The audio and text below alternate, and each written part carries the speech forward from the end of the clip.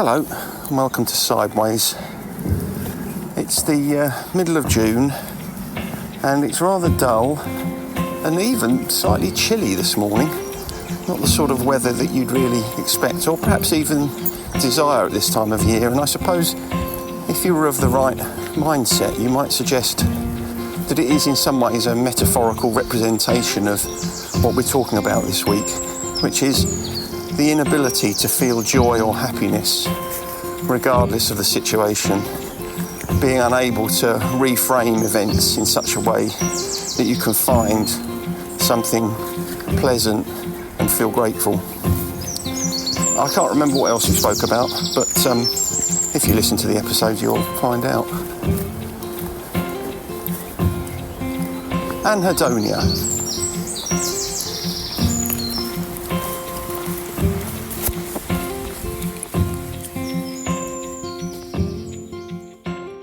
Good evening. Good evening. How are you doing? Virtually in the middle of the night. It's only 7:15. I know you go to bed early, but that's ridiculous.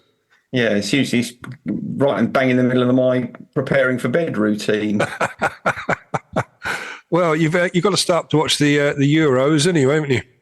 I suppose so. Yeah. Is it France tonight? Austria, France. Yeah, later on, which it should be quite an interesting. That's turned off 80% of our listeners now immediately. Yeah. Well, we just talked 30 seconds. We'll talk to the other 20 then. That's all right. And I'll tell you what I want to talk to them about. All right.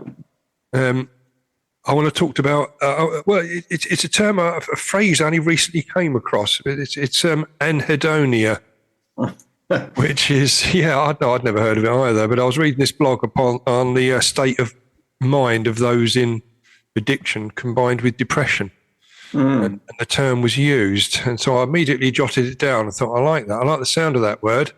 I need to explore that further, and so really this episode is based around the findings that I came across during my research. But you've come across the term before, have you? Yeah, well, yeah. I mean, that's not a surprise, really, is it? Not really, not in your profession. I have a lot of people who struggle with it, I think, probably. But before we get into the nuts and bolts of it, there's a story I was reading, and it's to do with the Euros, but not directly. So, as we are loosely football related, it is loosely football related because it was the headline was "Woman reads her asparagus to tell us how England will do in the Euros." Now, I do remember there was an octopus, wasn't it, a couple of World Cups ago who would. Yeah, I think there's been something else as well, isn't there? Wasn't there a turtle or something at one something point? Like that? Yeah, but dog, perhaps. Yeah. Well, this woman, she throws the asparagus in the air, the spears, and observes where they land.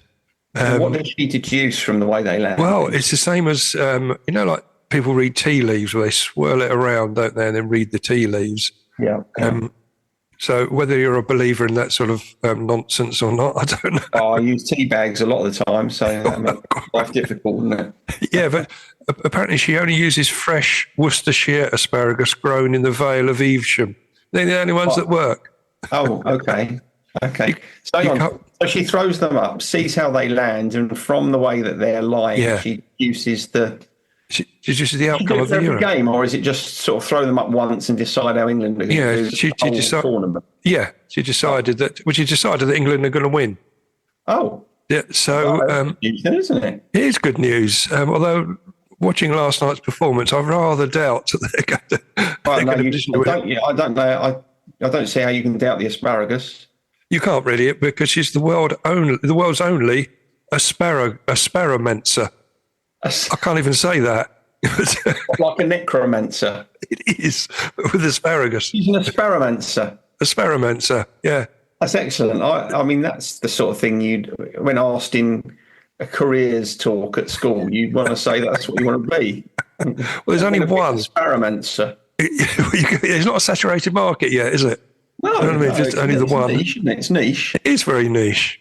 But I reckon if you set yourself up as an asparamancer, as soon as someone puts in a Google search, bang, you're going to come up, aren't you? Well, you and this woman in Worcestershire or wherever she is. Yeah, I haven't got her name. Oh. But yeah, Did she say what the score was going to be in the final? no, nothing as accurate as that. Just that England will win, the way they were pointing the spears and stuff. I mean, I like a bit of asparagus, don't you? I love a bit of asparagus. I've eaten quite a lot of asparagus just in the past few days. Yeah, but they're very seasonal, aren't they? So she can't be doing this all year round, can she? Well, no, it's just as well that the major football tournaments are usually in June. Otherwise, she'd be absolutely screwed, wouldn't she? Anything that she needs during the asparagus season, it will work, won't it? That's the only time it will. I suppose she's going to be okay with the European Football Championships, the World Cup, yeah, and just about, yeah. And usually she'd be all right with the first Test match. I should think. Yeah, the cricket. Yeah. Other than that, forget it. Unreliable, part-timer. I hope there's some sort of recourse if she gets it wrong. Well, I'm gonna drop her an email, aren't you? England don't win, it's her fault. The asparagus is wrong. All of our listeners should write to her, except we don't know who she is. Anyway, I rather liked that, and it was quite topical because the time of the year that we're recording this. Yeah, it's fantastic. Yeah, you're right though about the seasonality of asparagus. It's one of the things I particularly like about asparagus. Yeah. Oh, you can get satsumas all year round now, can't you? Which is ridiculous because when we were growing up, you could just get them at Christmas, and it reminded you of Christmas. It was synonymous with. Correct, and you only bought strawberries in the summer, didn't you? But now exactly you get them year round. But I don't remember seeing asparagus all year round. No, perhaps they don't store well. I wouldn't buy it anyway. It's as far as I'm concerned, you only buy it when you can foretell the result of a major sporting tournament. Otherwise, there's no point.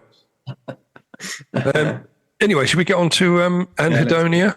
Let's do that because it's bedtime. I'll just quote a quick definition. Because anhedonia is the inability to find enjoyment or pleasure. People struggling with anhedonia aren't motivated to seek out enjoyable activities like seeing friends or going for a walk, and they don't enjoy them even if they do. Anhedonia is a symptom of depressive disorders as well as some other mental health conditions such as bipolar disorder and PTSD, and often found in those suffering with substance abuse. So that's what tweaked my interest once I read that. And it's the easy way to remember it is it's a sort of the opposite of hedonism, isn't it? You know, where hedonism is the pursuit of pleasure and gratification. I expect that's where Anhead comes from. It is. Yeah. So that represents it's a lack of desire. It's the complete opposite: lack of desire, enjoyment, or even conviction that anything matters. So, did you say you come across people with this particular condition? And yeah, I mean, as a symptom of depression, certainly. Yeah, and as you say, of kind of substance abuse. It's interesting because actually, when you think about it at its root, it's almost. You said there in your description that they wouldn't get any pleasure from doing something like, I can't remember what you said now, going for a walk or whatever. Yeah. It's like they're determined not to, actually. They've decided that nothing is enjoyable. Yeah. And actually that is, I know it's not a conscious decision that people are making, but if you think about something like depression, then, people start to climb out of depression at the point at which kind of they decide to, in a way. You don't sort of, which is the same as addiction, isn't it? You don't start to recover from it until you've decided, right, exactly, about this now. Yeah. One of the things that obviously renders that very difficult is that feeling of not getting enjoyment from anything just makes you circle around in a constant loop of misery. It is, and it's also quite interesting to note that when you look at enjoyment, that encompasses both wanting and liking. So you get anticipatory enjoyment and present moment pleasure.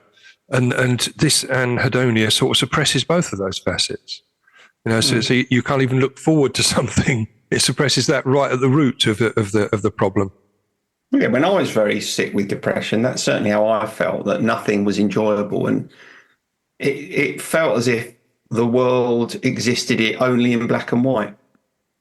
That there just wasn't any colour in anything, that nothing was enjoyable. And so there wasn't much point in doing anything. And that's, part of what perpetuates that feeling. And I guess it's probably the same with addiction, isn't it?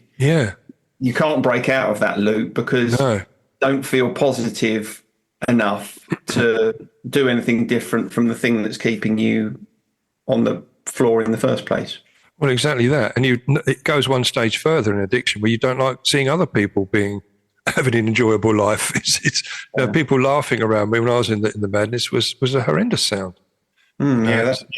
Yeah.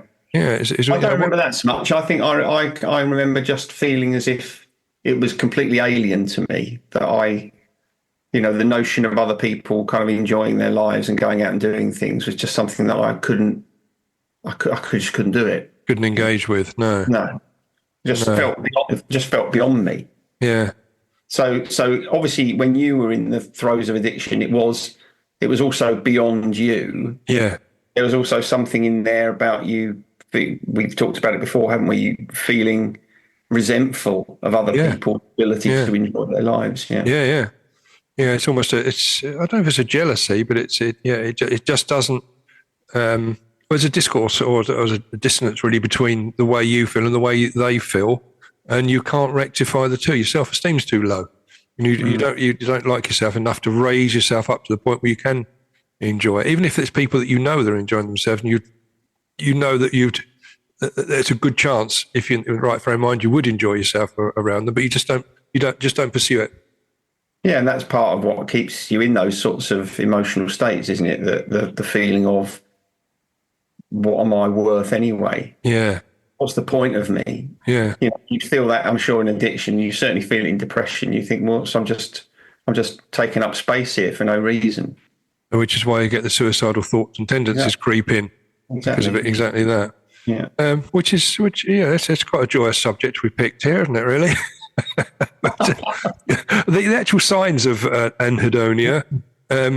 There's just a few basic ones there that cropped up. The lack of joy and emotion was one of them, but lack of energy to socialise, or boredom, apathy, seclusion, and insomnia. All those, I can totally sort of relate to. When they're madness, that encompasses it nicely. Yeah, because they're all self-perpetuating as well. Yeah. So the more disconnected you remain, the more disconnected you feel.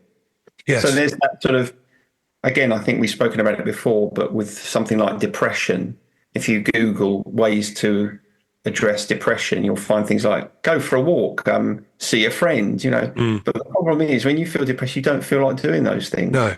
And actually, I don't know whether it's the same in addiction, tell me, but you kind of know those things are good for you and might make you feel better, but it doesn't make any difference. Just because you know that theoretically they might be good for you, it doesn't mean that you suddenly have the energy to engage with them.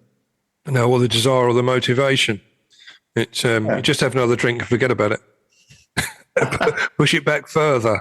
So you don't have to think about the choices that are available to you where you think, I really should be going out for a walk. Just drink more. You don't have to think about it. And then feel worse about yourself. Yep.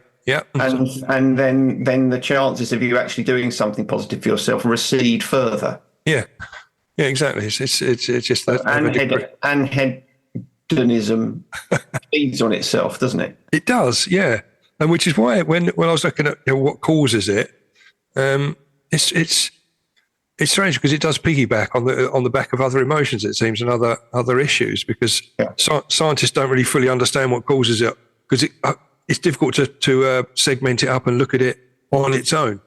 But they reckon it's sort of linked to signaling changes in the brain, such as dopamine production, which is again the same as depression and everything, isn't it? Yeah, it makes sense, because I was talking to someone just this afternoon actually about the kind of the distinction between people when they go through very traumatic life events, like wars, or they, in serious accidents, they've lost a limb or whatever it might be, and the division between people who can find a route to focusing on something positive in their life, however small it is, they kind of find a focus and they find a way of still creating meaningful existence regardless of what has happened to them. And other people who, for whatever reason, just cannot. And that's kind of it's the same sort of thing, isn't it? It's difficult to know what the difference is between those two people, other than just the way your brain is inspiring. It is. I think that's perfectly illustrated when you see the bravery of those people in the Paralympics. When you see it where they have lost limbs and that sort of thing, they had life-changing injuries, and in fact, a lot of them, it's a new sport they've started to enjoy.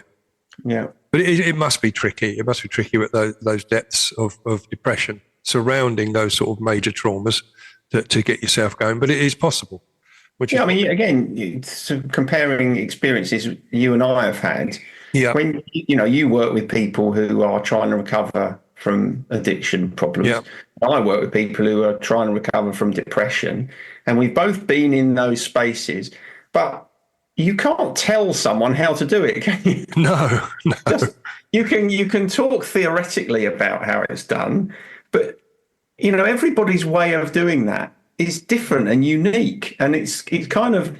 I don't know. I find it as a therapist, I sometimes find it frustrating that I can't sort of say to someone, right, these are the steps. You do this, this, and then you'll be okay. You can't do it. And sometimes it feels, I kind of feel inept at not being able to be so prescriptive. And I guess it must be the same with addiction. It's completely the same. Because if there was a straightforward path, you say you follow these steps and you're going to be okay. That's what people want, isn't it? That's exactly what they want. But if that was available, there'd be no relapses. There'd be no. That's the thing, and that's why I don't. That's the thing. You can't. There's something about us as humans that either enable us to, in some way, get through that and make use of it, or not. And it almost seems as if it's pot luck. It can be. And anhedonia apparently also it falls into two types. They can be categorized. There's social anhedonia, which describes a state in which spending time with people doesn't elicit enjoyment, and physical anhedonia, which refers to the fact that physical experiences and sensations, things like getting a hug or listening to music or the smell of freshly cooked bread, that sort of thing, that doesn't elicit enjoyment. Hey? I get a lot of that. Bread. I think I probably still suffer from the first one of those. What, from social anhedonia? Yeah. I certainly wouldn't say I suffer with anhedonia at all these days. No, but I mean, getting or listening to music. I mean, it must be tricky if you don't. But again, I can remember back in the madness. I could put something, or listen to some music, put a CD on or something, and just wanted to turn it off again. There's no enjoyment there at all. Absolutely, I didn't get enjoyment from anything. The only thing that made me feel in any way balanced was just being outside. That's the only thing. I never felt couldn't feel settled anywhere, and I certainly didn't feel I had the powers of concentration to focus on anything or do anything in particular. It's horrible. Actually, just when you talk about it, it's really horrible. It is, isn't it? To be in that space. It is. But I look at that as a real reference point as to where you can chart your own progress. When you think back to that and think where you are now, you can see the progress you've made. And so it is a valid reference point, even though the old phrase about looking back. But don't stare, sort of thing. You can have a little look back at how you were, and don't spend too much time there. But it's good just to nail that down as a reference point, so you can see how well you've done. And also, it's useful as a reference point to see what you are able to recover from. Yeah. There was a thing on the radio today about they've created these headsets that you can put on that cure you from having a broken heart. Really? Yeah. So if you're struggling emotionally because of a breakup, they did this trial with 36 people, I think, where they wear these headsets for a few weeks and they start to feel better. And they were talking about it to a couple of experts on this radio program, and they were making the point. I was thinking, yeah, I agree with that. That in a way, I mean, there's probably something good in that, but in a way, we need that experience of recovering from difficulty. We need it. It's kind of part of what makes us human, what connects us, what makes us vulnerable.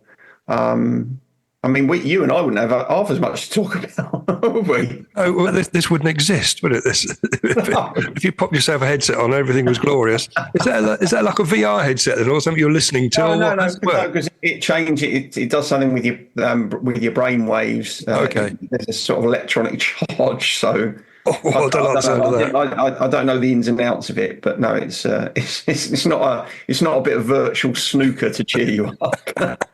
So what you're telling me, if the image you're creating, then something like Frankenstein's monster, where you see all this sort of electricity buzzing around the head. Yeah, I don't think it's quite as severe as that, but I think it's yeah. But it's interesting. It's just with regard to the point of how emotional difficulty and hardship does. There's something we learn about ourselves from it, isn't there? Yeah. Yes. Yeah, you do. You learn a lot about yourself when you're in those depths. You could certainly learn. You were a terrible drunk, didn't you? And I learned I was really miserable. I didn't really need to look in the mirror either to sort that one out. But anyway, I'm treating this anhedonia is quite tricky, really. It's especially when you've got the mental health condition and substance use disorder sort of thrown into the mix, because they feed each other so well. And again, it's a combination really of, getting, if you've got both of those, getting a recovery package sorted out, and then therapy, and medication can help as well in certain areas. But certainly CBT, that comes up again, which often comes up when we talk about these things, isn't it? The old favourite. Brain stimulation therapies came up, which may be what you're talking about. Yeah, I think that's exactly what it is. Yeah. And the newer approach is like psychedelic assisted psychotherapy. Yeah, that's a big thing now, microdosing and stuff. Yeah. Yeah, which I'm still it worries me. Well, yeah, it would do, wouldn't it? But it's very much an emerging field. Oh, I think the way to think about that though is it's just a medicine, isn't it? The problem with uncontrolled imbibing of drugs,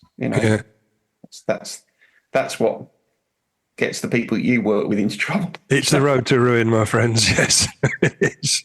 A small glass of red wine occasionally isn't going to. Well, I mean, it wouldn't be any good for you, but No.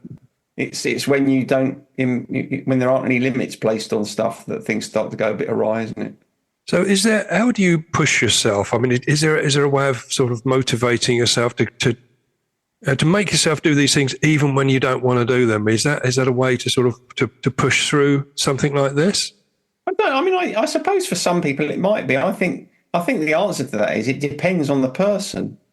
Yeah. I think sometimes people have to. Tell you what I notice most of all, and that's people's understandable urgency to push through low mood and depression to get to somewhere better very, very quickly, which I think is the same with addiction.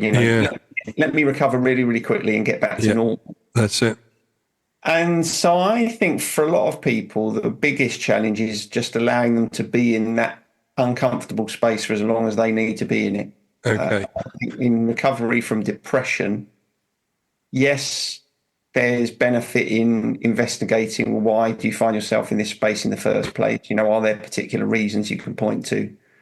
But there's also a lot of benefit in allowing yourself to be where you are, because the easiest place from which to change is a place of acceptance. So if you can accept, right, I'm feeling really bad at the moment, I'm depressed, but I'm still worth something, I'm still valuable, I'm just struggling.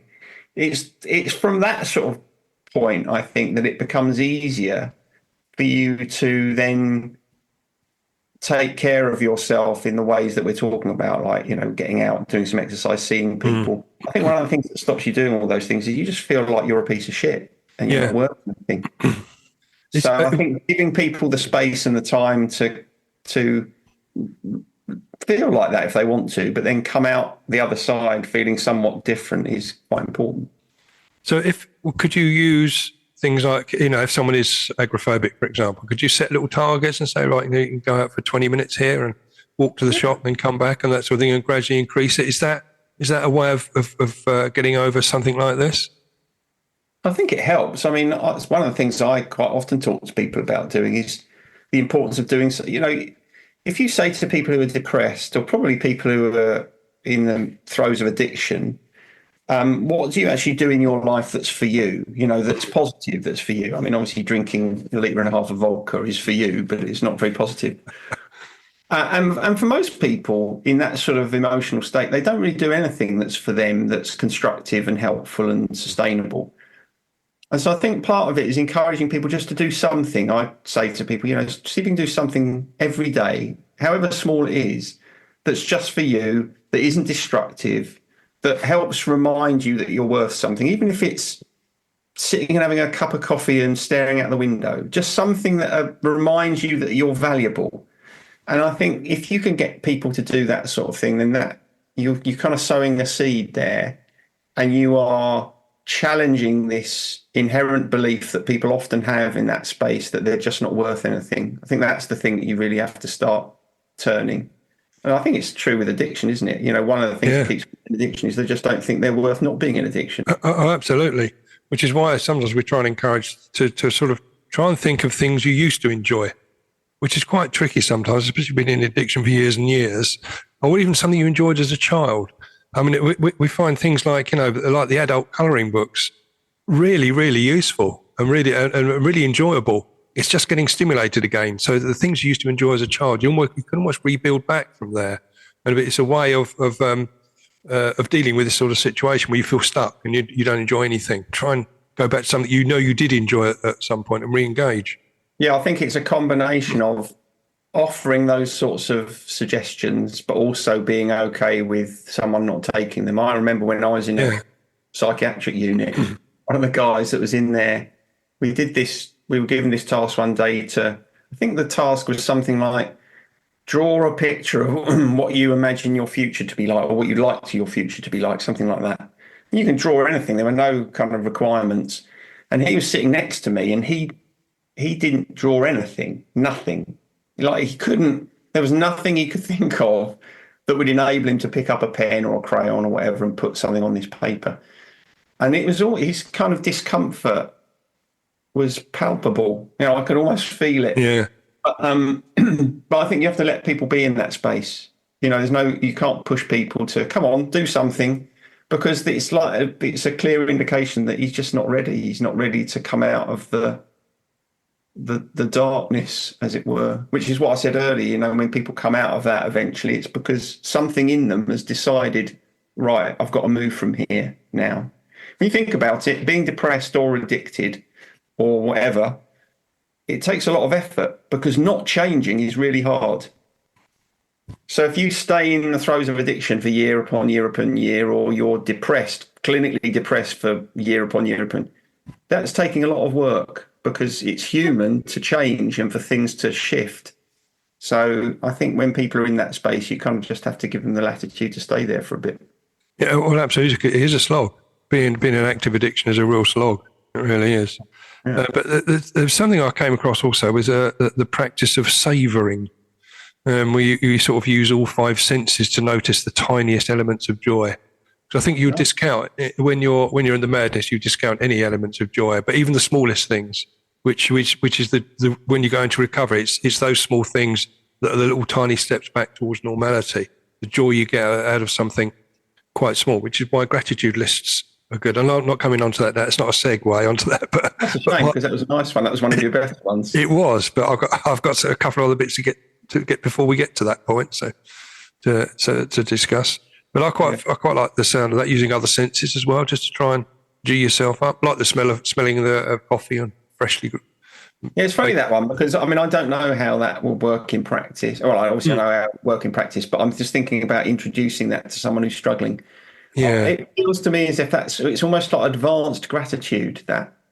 Do you think so? I think well, kind of. I think if you can, I think the challenge of moving from a very low mood to being able to use all of your senses to experience something feels like a big leap. Obviously, if you can do it, I think it would be immensely helpful. But I think even when you feel all right, that's when I'm thinking about that. I'm thinking, crikey, I'm not even sure that's something I do, and I feel all right. Yeah. I mean, it is tough. I'm going to go and savour after this. I think savoury, but it is those small steps, which I think which is so important here. Talking about, so, if you do smell something nice, and savour it. I'm going to smell the football after we finish. I can watch the telly, so use my eyes or look. Yeah, the smell of the telly. And hear it. Yeah, and hear it. But I used to like the smell of the TV warming up back in the old days when they had valve sets. Yeah, I remember that. The dust on the valves. It was the dust on the valves that used to burn. You could smell the TV. Yeah. You could smell it from upstairs. I could tell when the parents had turned the TV on when I'd gone to bed. I thought, oh, they're watching stuff I want to watch. And it was the smell of the burning dust. Yeah, you see? That's lovely, isn't it? That's proper olfactory recall that gives you a little spark of joy and nostalgia. Yeah, that's it. But that's really it, really. I mean, there's other bits about, if you are starting to make these small steps, try and perhaps engage in mindfulness. And setting little goals, as we said, about perhaps moving outside or doing little things, little targets, maintaining close relationships. All these things difficult, aren't they? They are. It's when you're starting to. It's the next step, really. You are starting to feel a little bit stronger, where you can sort of push on a little bit. I think the thing that is most important, in whatever it is that you're struggling with, when you feel really, really low, anything that can help remind you that you're no less valuable than you were when you weren't in that space is critical. It is critical, and I think that's a good little quote almost to wrap up the bulk of this episode. I'm happy that I haven't got any other notes on this. So if there's anything you wanted to add at this point, because it's quite with that, because it encompasses things like addiction and depression, which are massive subjects on their own.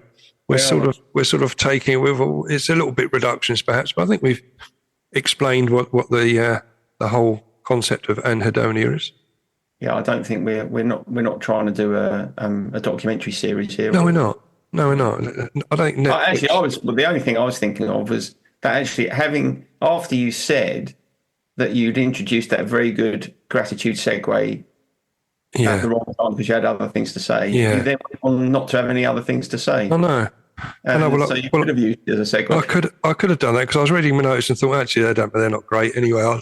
I don't know why I left them in, but there we go. You're a little flash of anhedonia now, aren't you? Actually, it's you forced it upon me because I'd have gone to the conundrum feature anyway to keep it in order. It won't surprise you to know that I've forgotten to prepare a question. Yeah, no. I mean, that's part of the course now. If listeners could just talk amongst themselves for a few moments. Okay, I'll ask you this one then. Is it reasonable to mock people who call themselves flexitarians? I'll tell you why I'm asking you the question. Okay. As far as I can see, this might be my ignorance, but as far as I can ascertain, people who are flexitarians basically eat everything. Yeah, just normal.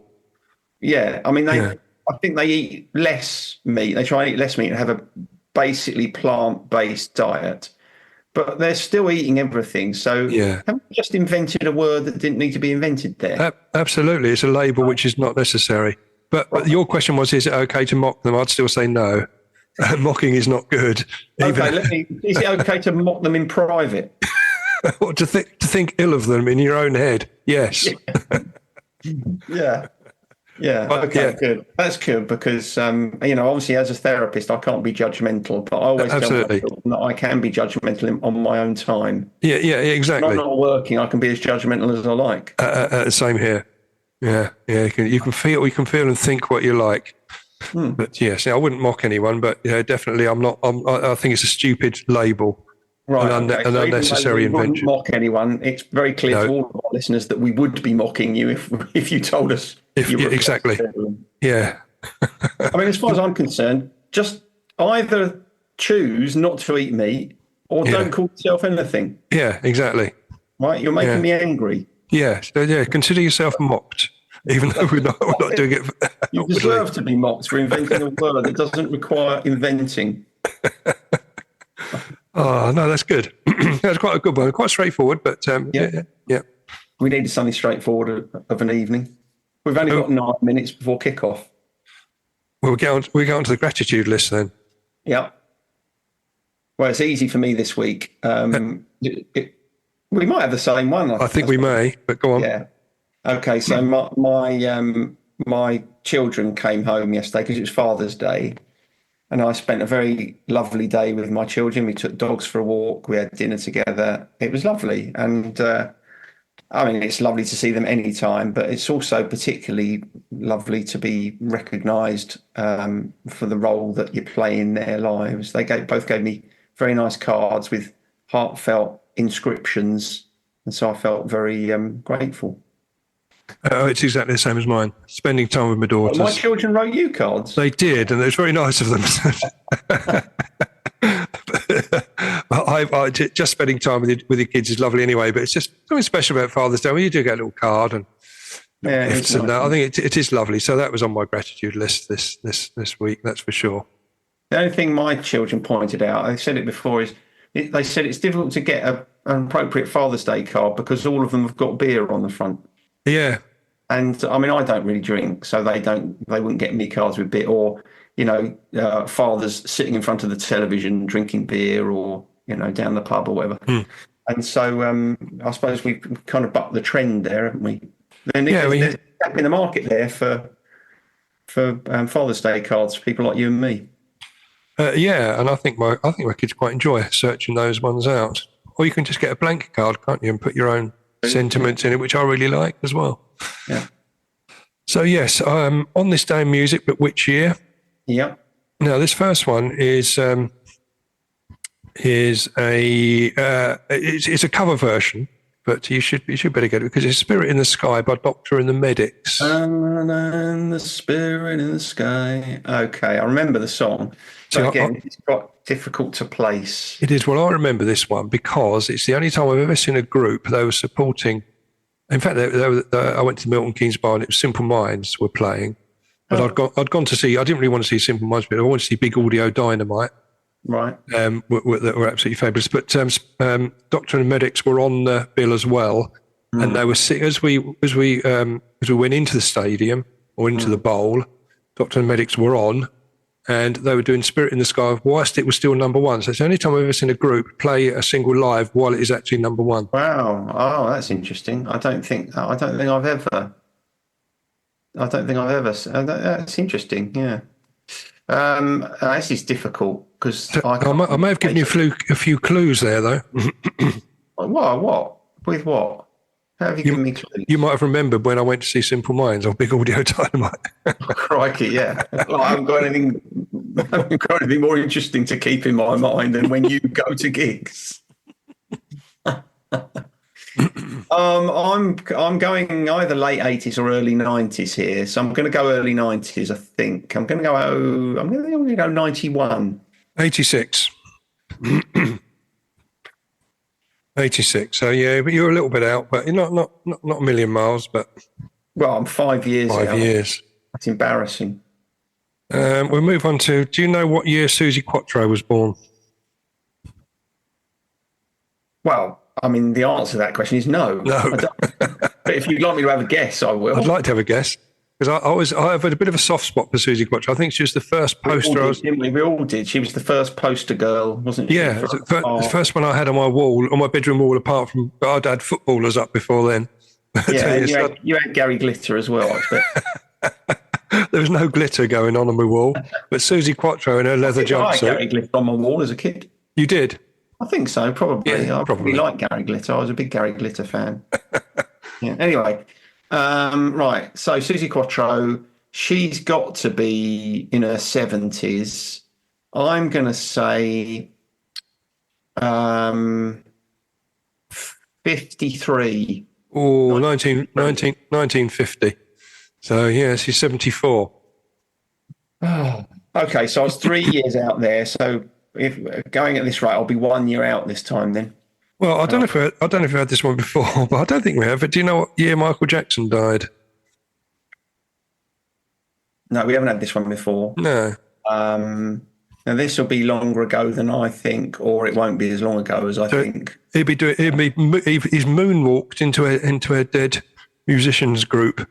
You can do the moonwalking. You can do the choreography for him. Like Bez, he'd be like just sort of on the side.